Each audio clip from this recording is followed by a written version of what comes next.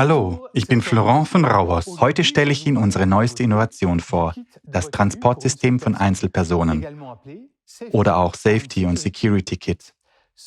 Dieses System ist für die französisch-nationale und kommunale Polizei und die Gendarmerie bestimmt. In Belgien kann es von der Bundespolizei und der lokalen Polizei eingesetzt werden. Und in Deutschland von der Polizei. Die Person wird unter perfekten Sicherheitsbedingungen befördert und dann einem Beamten von der Kriminalpolizei übergeben. Zugleich ist die Sicherheit des Fahrers und des Beifahrers gewährleistet. Die festgenommene Person kann weder entkommen, noch die Polizisten im Fahrgastraum angreifen, denn sie ist durch das Lexan-Polycarbonat-System, das äußerst stoßfest ist, völlig abgeschirmt. Ihnen ist sicher aufgefallen, dass die ABS-Sitzbank genau der Form der Originalsitzbank entspricht und die festgenommene Person absolut keine Möglichkeit hat, illegale Gegenstände oder gar ein Messer im Fahrzeug zu verbergen.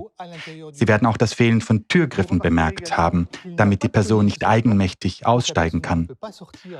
Und bei einem Unfall ist ein Notausgang vorgesehen, wenn sich der Wagen zum Beispiel überschlägt oder gegen eine Sicherheitsbarriere prallt. Es ist mit Wasser abwaschbar und mit einem Abflussloch zur Ableitung des Überlaufs ausgestattet. Dieses Einbausystem ist eine Lösung, bei der die Sicherheit an oberster Stelle steht.